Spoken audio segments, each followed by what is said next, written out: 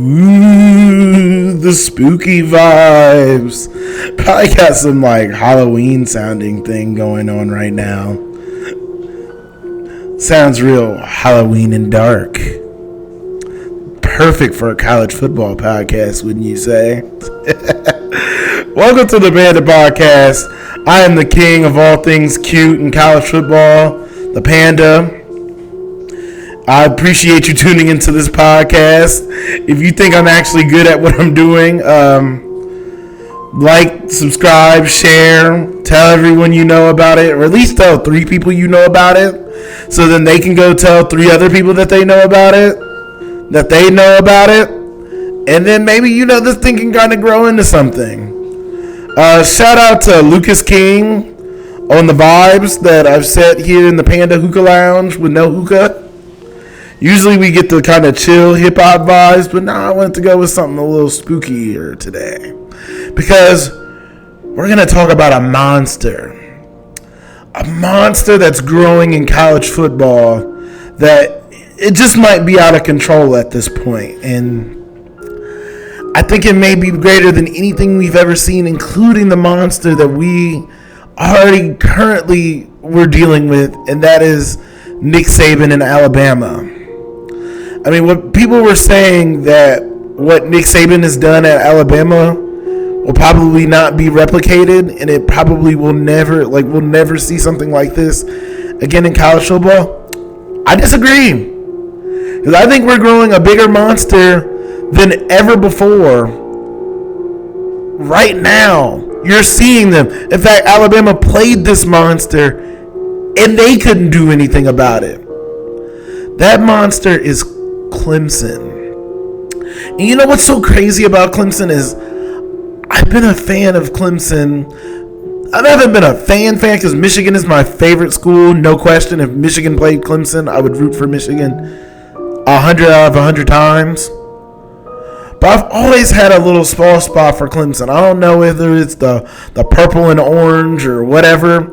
I've always kind of just followed and tailed Clemson, even from back in the early 2000s when Tommy Bowden and Woody Dantzler were on the sidelines. And if you would have told me that Clemson, the same Clemson that I stayed home from my homecoming, my sophomore year to watch them beat Georgia Tech 31-7 and then ultimately lose 4 of the last 5 games of the season, if you would have told me that Clemson would become what it is now, I would have never believed you. I would have said you're crazy. If you would have told me that this Clemson, that in, what year was that, 2009, I believe, that lost to Kentucky, or no, actually they beat Kentucky in the Music City Bowl,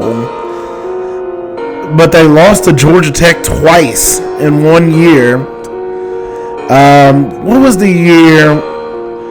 Let me try to find this. What? Ooh, this music is a bit loud.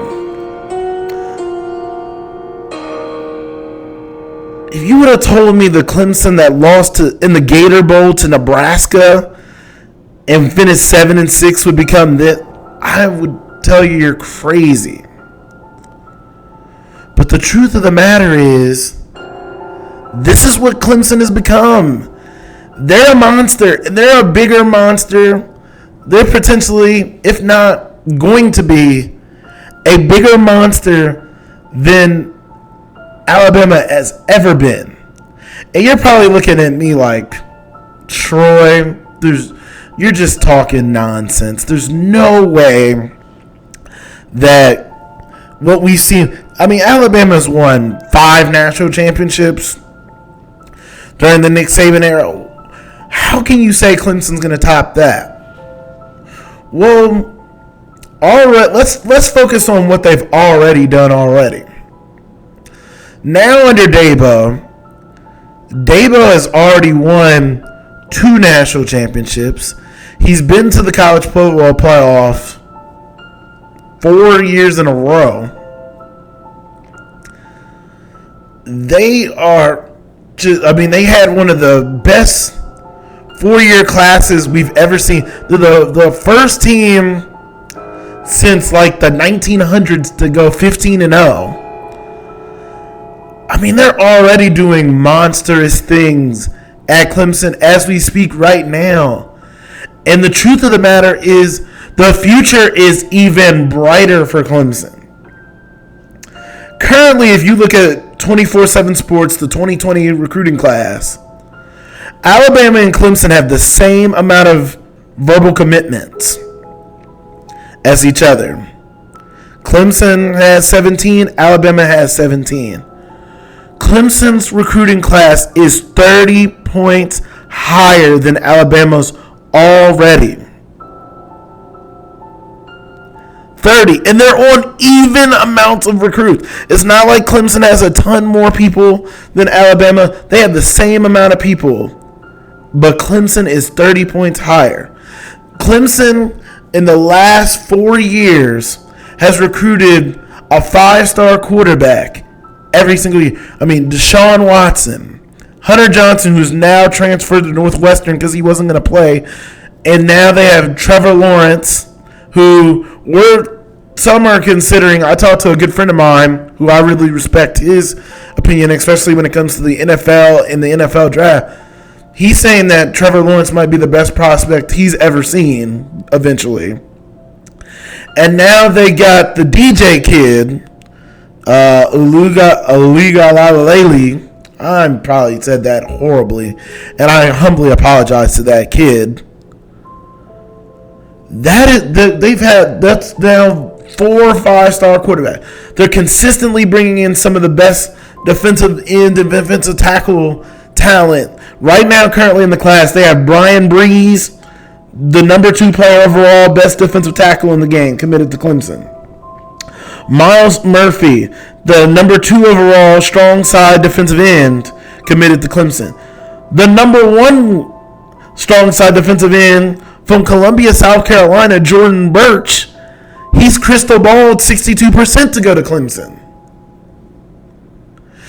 In college football, the two positions that you really need to be strong at is the quarterback position and the defensive line along the lines, especially with a lot of the freakish athletes that we now have in college football. Those two positions, you could argue offensive line is up there, but I would say quarterback and defensive tackle and like the D lines are what make championship teams, especially if you can get rare athleticism on the D line, which Clemson is doing. Clemson is becoming a monster. They're not even becoming a monster. They are a monster. They are a monster right now that you are going to maybe hate even more than Alabama. Because let me also tell you why you're going to hate Clemson even more than Alabama.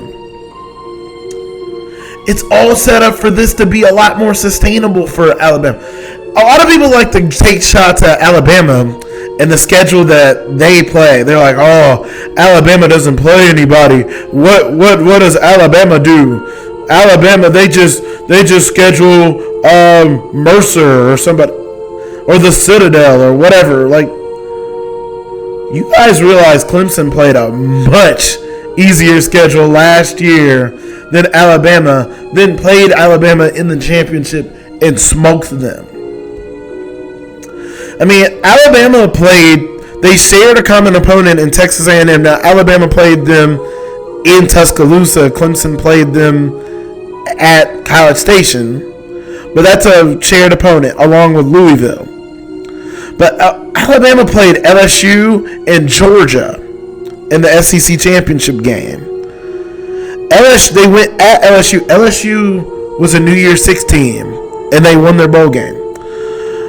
Georgia was considered the odd one out when it came to the college football playoff. They also played Mississippi State, who played in a January 1st bowl game as well, as NFL talent galore at the defensive line position in Jeremy Simmons and Montez Sweat. Alabama played solid teams this year, like really good team. Clemson, their best competition was Texas A&M on the road and Syracuse. They played Pitt in the ACC championship. Pitt finished the season 7-7. What Clemson has to go through to get to where they need to go, and where Alabama has to go through to get where they need to go, Alabama's right now is much harder. Clemson, Dabo used to have to go through Jimbo Fisher to get to, that was his main roadblock to get to the ACC championship, was Jimbo and Florida State. Florida State doesn't have Jimbo anymore. You know who has to face Jimbo every year now? Nick Saban. Because Jimbo Fisher now coaches at Texas A&M, who's in the SEC West and has to play Alabama. Now, Dabo has to go through Dino Babers, Willie Taggart, Dave Doran. That's not stacking up to Kirby Smart, Dan Mullen, Ed Orgeron. I mean, even the SEC is a better conference than the ACC straight up, and there's no way you can even argue against it. I mean, the ACC Coastal is a abject disaster. When the team that you have to play to get to the playoffs is a 7-7 team, that's not much of a competition. So Clemson is out recruiting Alabama right now. They play an easier schedule. Dabo Swinney is a younger coach. How old is Dabo? Dabo Swinney. I know Nick Saban is in his 60s. I think he's in his mid to late. Dabo Swinney is 49 years old. In the college profession, that's fairly young. 49? I mean, he would have to coach 17 more years at Clemson to get to the age of the age that Nick Saban is. And this is already having won 2 national championships already. Nick Saban is 67 years old, and he's doing what he's doing. Dabo Swinney has the ability to do this for 18 more years and continue to do that. Now, I don't think he would, because I think eventually his voice is going to wear out at Clemson, and I just think that at some point things begin to die down just a little bit. But my point is, there's a lot more sustainable factors right now for Clemson than Alabama ever was. When Alabama got Nick Saban was in his mid-50s. Dabo is 49 and has already won 2 national championships. He's recruiting. The recruiting is out of this world. I mean, you talk about 4 5-star commits, 11 4-stars, 2 3-stars, a 293.03, and we're not even anywhere near the signing period. I mean, to put it into context, Alabama finished with the number 1 recruiting class last year with a point total of 317.50 on 24/7 Sports composite rankings. And they had 27 commits. Clemson is only 20 points behind that with 10. That means they can go out and get 2 stars and catch up to that right now. It is absolutely insane what Clemson is doing on the recruiting trail right now. And who's in their way? Manny Diaz, Willie Taggart, Dino. Those are all guys I like, but come on. Dabo ain't worried about them right now. Clemson is a monster, and Clemson has the ability to be a far scarier monster than Alabama ever was because Clemson has more things that are sustainable. The only things that are standing in Clemson's way, potentially, is Dabo leaving for Alabama and Miami and Florida State resurrecting themselves, which we've been waiting for 15 years for Miami to resurrect themselves, and that hasn't happened. And Florida State, even with a top 3 coach in Jimbo Fisher, was still losing to Dabo. And Willie Taggart, after what we've seen from his first year, he's not even in the same stratosphere as Clemson right now. Clemson is a monster. An absolute monster. And it's something that we need to take advantage. They are the Warriors of college football right now. They are a lock for the playoff. They are a lock possibly for the national championship. And they're only growing stronger. They're only adding KDs and Currys and Klay Thompsons. Heed my warning, guy. You got some of you Buckeyes and Bams already are there. But a lot of you other ones, you better get real comfortable with what you're going to feel about Clemson. Because you're not going to like Clemson. And you're going to get real tired of Clemson. Because Clemson isn't going anywhere. Because there's nothing in the way right now to prevent Clemson going anywhere. Nothing. Clemson's only getting stronger. Everyone around them is only getting weaker. Who's in Clemson's way? They're a monster. And they're not going anywhere. So that wraps up with this. So what do you think about Clemson? Do you think they're going to be bigger than Alabama like I do? Or do you think that somebody's going to come up and knock Clemson down a peg? Give me your thoughts on the podcast. Leave a comment. That wraps up this edition of the Panda Podcast. I hope you enjoyed listening to what I did just as much as I enjoyed bringing it to you. Again, if you like what we're doing, like, subscribe, comment, tell your friends about it, tell your girlfriend about it, tell your little brother about it, and have them go tell 3 other people.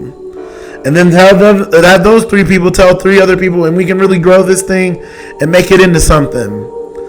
Again, shout out to the vibes today, Lucas King. This creepy piano that set the vibe for me talking about the monster that is Clemson. I really thought it was pretty dope.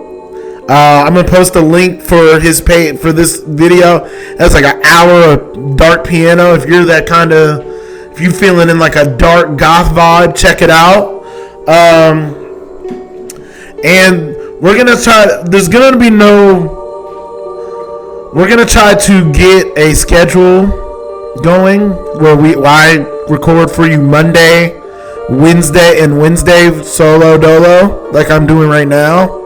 And then Friday we're gonna have a big show where, I bring back Rat Cat, and we're gonna bring some friends of the show on, and we're gonna talk about a greater topic, and you might get to hear me yell and argue and scream at people, which you might actually enjoy. But until that, this is it for the Panda Podcast. Love yourself, love each other, and love college football. I'll talk to you next time. Peace.